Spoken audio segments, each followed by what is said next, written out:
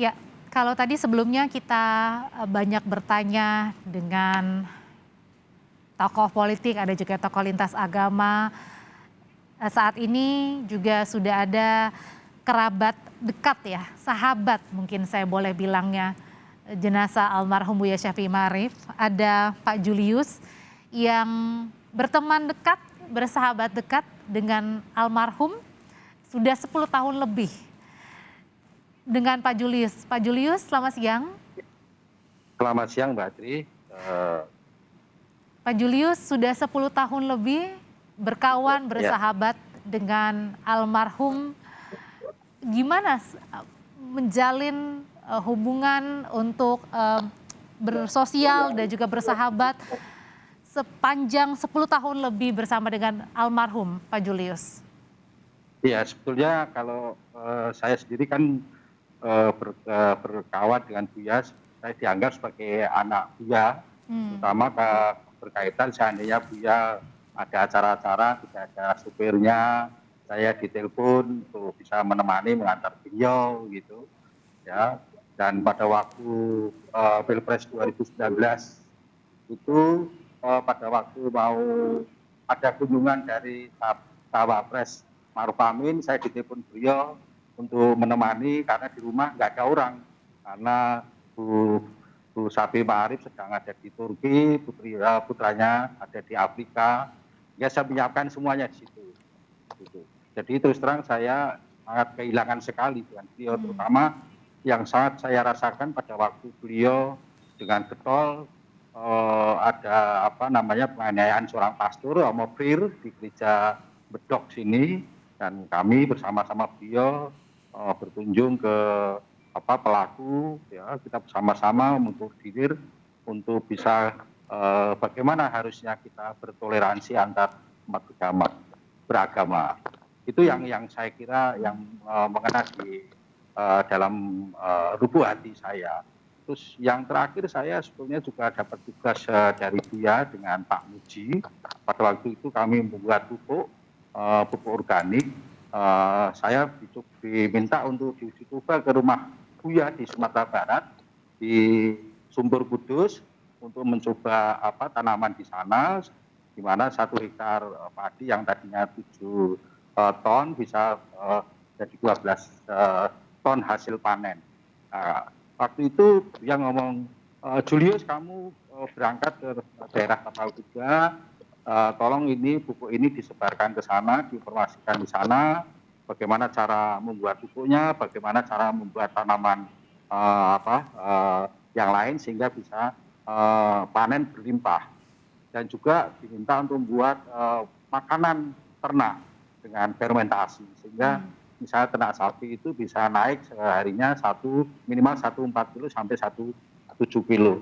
Jadi itu sampai dia mencontohkan di daerah Tenggulun yang dulu daerahnya Pak Amrosi, dia juga sudah pernah ke sana, sekarang sudah bisa berkembang.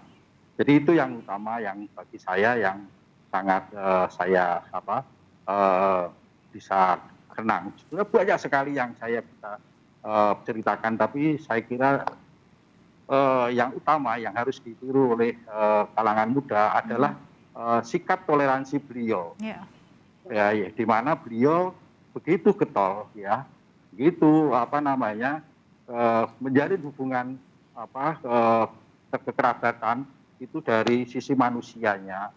Bagaimana dia menghargai saya seorang Katolik menghargai para pastor, dia sering datang ke Sanata Dharma untuk diskusi itu dengan teman-teman yang lain.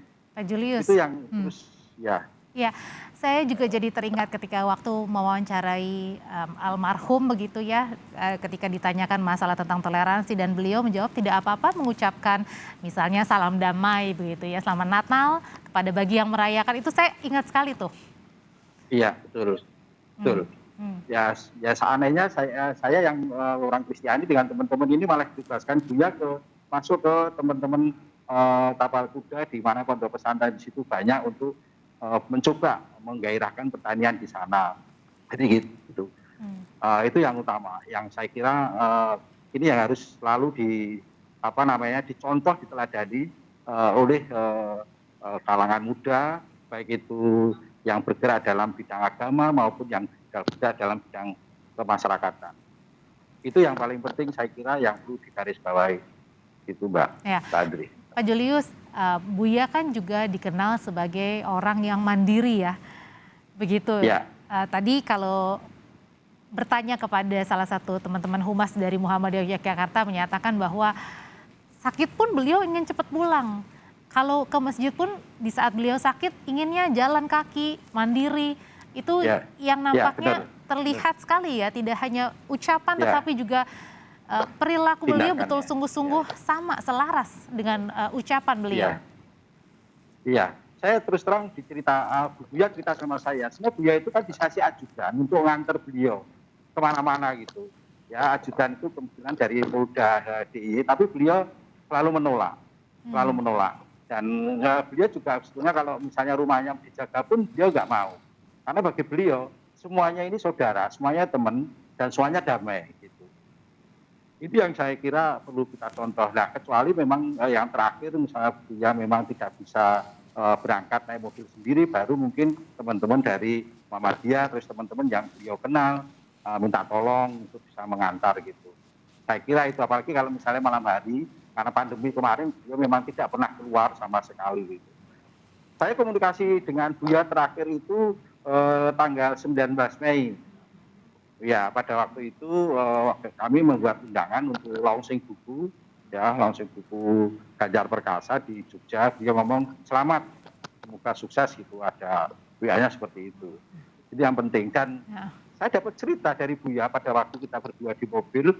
Buya itu terima kasih sama Pak Jakob Utama karena Pak Jakob itu menghibahkan kantor yang Sabai Ma'arif itu kepada Buya untuk ditempati kantor Sabai Ma'arif Institut di Jakarta.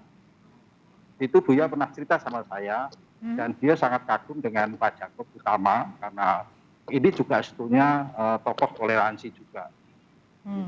Gitu. Dan sampai sekarang pun Buya sepanjang hidupnya masih terus ya menulis di Harian Kompas ya? Iya, Hmm. ya, pasti itu menulis. Dan masih juga bukunya belum diterbitkan, naskah-naskahnya belum, masih banyak juga yang belum diterbitkan. Ini sangat sangat bagus seandainya itu bisa diterbitkan, bisa Oke. dibaca banyak orang, gitu. Sama generasi muda. Hmm. Pak Julius, sambil kita berbincang ini kan dalam visual juga ada visual yang menggambarkan almarhum Pak Yakob bersama juga dengan almarhum Buya Syafi'i. Ada juga Ya, perwakilan dari tokoh-tokoh politik dan juga ekonom gitu ya. Apa ya. sih pemikiran-pemikiran ketika bertemu dengan tokoh-tokoh politik, kemudian juga pengusaha, ada Sofyan Wanandi begitu. Apa juga buah pemikiran yang ditularkan atau yang dikemukakan Buya selain tadi ya soal toleransi, soal Ya. sosial, soal keadilan, apa kalau misalnya bagi seorang pengusaha yang dititipkan pesan dari Buya? Ada dua sebetulnya.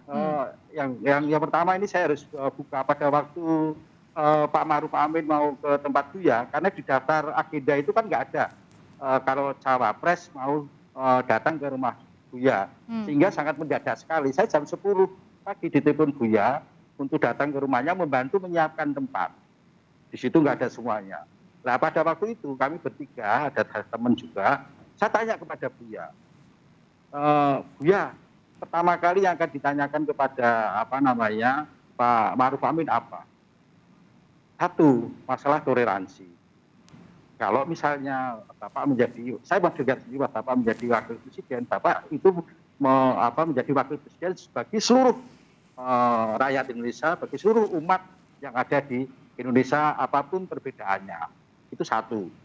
Yang kedua, yang masih saya ingat, masalah terorisme. Terorisme itu akan hilang seandainya tingkat ekonomi masyarakat itu baik. Terlepas masalah ideologi. Ini makanya Buya minta kalau bisa itu meningkatkan taraf hidup masyarakat yang bertani ya, pertanian gimana bisa meningkat, yang usaha UKM meningkat, sehingga pemikiran-pemikiran untuk beralih ke arah itu, saya kira akan lebih bisa diendapkan gitu. Itu yang saya ingat sampai sekarang. Oke, berarti tadi ada pesan untuk pengusaha begitu ya, Pak Julius ya, bahwa Ya, tingkatkan ya, taraf hidup masyarakat, bukan hanya masyarakat tetapi mungkin bagi para pekerja atau karyawan-karyawan di perusahaan iya, agar ya. terjadi juga penurunan kasus terorisme di Indonesia. Begitu ya, Pak Ya, Julius terutama ya? yang di Hmm, daerah-daerah, di mana di situ basis-basis apa namanya terorisme muncul. Itu Buya ke sana. Makanya di beliau kan mengunjungi Tenggulun, ya tempatnya Amrozi, terus tempat-tempat daerah Jawa Timur. Gitu. Nah, kami baru jalan 1 tahun, terus ada Pilpres 2019, akhirnya mandek untuk program itu.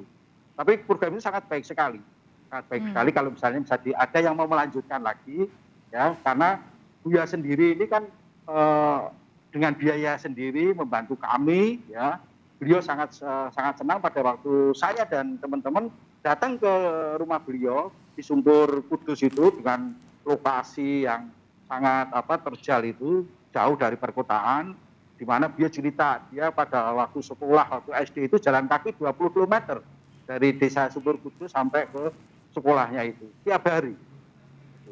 Jadi dulu belum ada namanya kos atau kontra atau apa ya. gitu.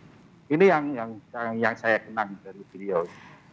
Terima kasih Pak Julius sudah mengenal lebih 10 tahun jenazah almarhum Buya Syafi'i Ma'arif sekaligus juga mendekatkan kami kepada jenazah almarhum Buya Syafi'i Ma'arif.